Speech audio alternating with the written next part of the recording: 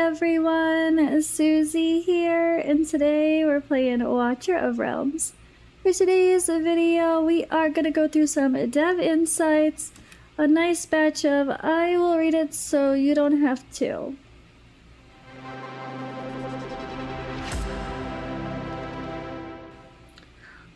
Okay, so this one has some interesting stuff. I started doing it and then I had some audio issues the other day and I almost forgot to actually do it. But here we are. Question 1. Lake and Storm Shroud feels a little hard to use consistently right now since only allied heroes can trigger it. Can summons also trigger the passive when they enter or leave his range? That would give 7 lineups some synergy and make Lakin a better fit with those teams. Appreciate the thoughtful suggestion. Storm Shroud is currently designed to trigger only from allied heroes, mainly to work with Tactician and fast redeployment setups. Expanding Storm Shroud so it can also be triggered by summons would have a fairly large impact on the current balance. So we're keeping the current trigger rules as they are for now. We'll keep monitoring Lakin's usage rate and relative damage output across different modes and lineups, and we'll reevaluate if future meta changes affect his role. So they clearly don't want to change Lakin. This is the second week in a row that they've showed that, which is fair. They have their intended usage for him. Maybe we are not trying him in the scenarios that they envision. Or maybe they're wrong. Maybe their intentions are not playing out in the real world of using him, which is also fair too. So definitely keep the suggestions coming. If you guys still continue to feel like a certain character is underperforming, that will make the devs realize, you know, they really do need to reevaluate. They might be wrong, or maybe we are wrong. Both are certainly possible. Alright, question 2. In harder stages, slotting Razak or Captain Rev just for gold and experience mastery can make team building feel constrained. Can those passives work automatically once I own the heroes? If not, I'd also like to see both heroes tuned so they fit into more lineups. Good timing on this, it's already been implemented. Razak and Captain Rev's gold and experience mastery passives now take effect as long as you own the heroes, with no redeployment required. You can check the update passive details in game. So, if you own Razak and you don't own a Captain Rev and one of those choose your own limited events comes up, you might want to choose Captain Rev in the future just because all you have to do is own him to get that bonus. That's crazy, actually. That's a lot. But, I mean, so it's so crazy. Like, gold went from being... I mean, we have an abundance of gold usually, because you sell so much, you don't keep much. But if you decide to go crazy and do a lot with gems, suddenly your gold is gone. So it's definitely all over the place on community sentiment on the status of gold. Some people say we have way too much, and other people say it's going to be a problem and people are going to be, you know, like suddenly have an imbalance and not have enough. But also, did they tell us this, guys? Did they tell us? Did they ever tell us that Captain Rev and Razak, that they already changed their passive? I don't remember seeing that in patch notes. And that's kind of a big deal. You can't tell us that in a dev insight and expect the players to notice. Especially the ones that don't watch my dev insight video. Oh man. Alright, let's keep going. Dahlia's flowers have a cool concept, but I'd like to see them connect more directly with poison teams. Since extra block mainly benefits ground heroes, it can be changed into max HP. Can ground tile allies count as standing on flowers, or can each flower apply poison stacks? This is a detailed kit suggestion, and so here's to the current design read. Poison. Dahlia's AoE poison is relatively unique. In multiple target fights, each flower can already apply poison stacks independently to different targets, creating synergy with poison burst heroes. Extra block. This bonus is intentionally built as a strong utility boost for ground heroes. Changing it into max HP would shift it away from that role. Platform heroes can't directly gain block bonus, but they can still benefit from the flower system in other ways. For now, we don't plan to change the extra block into max HP or treat platform heroes as standing on flowers, but we'll keep watching Dahlia's performance and adjust if needed.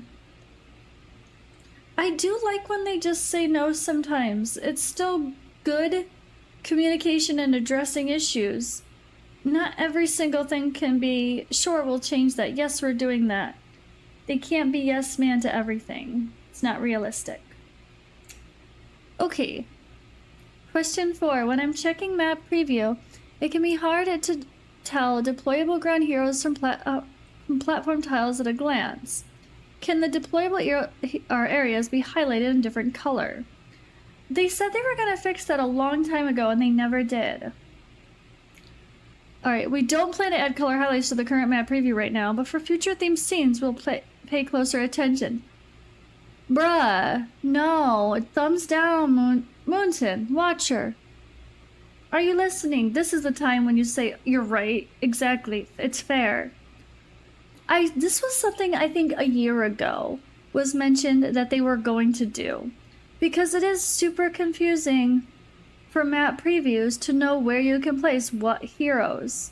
Like, it should be highlighted in 2 different colors which tiles you can place. I mean, you can kind of figure out the platform units, but you have no idea for the ground ones. And then yeah, it kind of defeats the purpose of the map preview to plan who you bring in if you can't know where they can go. I don't know, I don't like that. That should have been done a long time ago. Alright, question 5. Legendary Hero Fusion feels like it could use a bit more long-term value after the first fusion. Are there plans to allow repeat fusions while keeping fused copies from being exchanged for awakening coins? Or rotate the featured legendary heroes each month? Hero Fusion is currently designed to give new players a stable, free path to legendary heroes. Since players can also obtain additional heroes from artifacts through Shard Fusion events, repeat fusion isn't planned at the moment. But you need to add friggin' Thunkles to the hero pool so people can summon him then. People need Thunkles. The people need Thunkles. I mean, you did Aurelia scale, so maybe the people don't need Thunkles for now, but after people are done with the anniversary event, suddenly Thunkles is going to be a top wishlist easy item for new players. Alright, question 6. Can the Demon Soldier screen show my current Void Core count directly? When upgrading Demon Soldiers, I still have to hop over to storage materials and check how many I have, so adding the count to the blank space on the left side would make flow smoother. We're working on adding a quick Void Core inventory display in the Demon Soldier screen, which should cut down on the back and forth, so yes, in progress. Question 7. On GvG maps, when a defensive unit is placed in certain spots, the Demon Soldier's tile, or drop tile, can end off screen, even when I'm fully zoomed out. Since selecting a defender to slow the game down is a common way to place Demon Soldiers more precisely, could we get a dedicated UI button that mimics the slowdown effect while still letting me deploy them? Interesting. That's a practical idea for smoother GvG play. We'll consider adding a UI button that can slow the game speed, which could help with cases where a defensive unit's selection area ends up outside the visible screen. Alright, question 8. After a GvG replay ends, can it stay on the end screen with the replay and exit options instead of returning to the previous menu right away? I'd also love replay speed controls, including 0.5 times, a progress bar, less overlay coverage during playback, and clear ultimate buttons for units like Demon Captain Countess Mariah. Replay tools are definitely an area we want to improve. GvG replay, speed controls, progress bar features, and related improvements have already been particularly added to the development plan for the next 2 versions. We hope these changes make Guild War review sessions much smoother. Cool. Alright, the fishing event rewards can be completed pretty quickly, so I'd like to see more rewards that stay useful throughout the event. Yeah, don't you always do that like the first day and then it's just done? At least in 2 days. Can we get more ongoing rewards like stamina, gear, ancient summoning shards, or similar items to make the event worth playing for the full duration? Reward pacing is something we'll keep tuning. We'll continue optimizing reward variety and quantity for fishing event with the goal of making it more worthwhile. Yeah, you gotta look at that for sure. No. Alright, question 10. For W Gold gift, I like the new rule where the top reward is secured after all chests are claimed. Can the top chest reward go back to 800, or can the future reward adjustments be communicated more clearly ahead of time? Yeah, that was a bit annoying. They're like, oh yeah, guys, for the next events, you're guaranteed the max reward, and that was 800. And then we went to do it, and they changed it to 600 and didn't tell us. Good call on the reward communication. The top chest adjustments we already mentioned in advance. No, you didn't. They didn't say, or did they? Did they say they reduced it? Maybe they did and I forgot. Also look for a suitable event timing to adjust chests again in the future, with the goal of making the event feel better overall. I mean, it's fine. I just remember being like, oh, down from 800 to 600, that sucks. But it's because you're also getting the guarantee afterward. It's still an amazing value either way. Alright, question 11. Can Maloric Halls of Illusion get a direct restart option? When I mistap or want another shot at higher difficulty stage, exiting and re-entering adds extra steps. Spending one challenge attempt to restart immediately would make repeated runs much smoother. I like that. The smoother retry flow is already on our list for this mode. We'll currently optimize restart convenience for Maloric Halls of Illusion in the future version, so repeated attempts should feel less clunky. These are the devs' responses to the questions. It's around blah blah blah blah blah. There you go. June 28th. A few days late. I don't even know when I'm posting this. It's fine.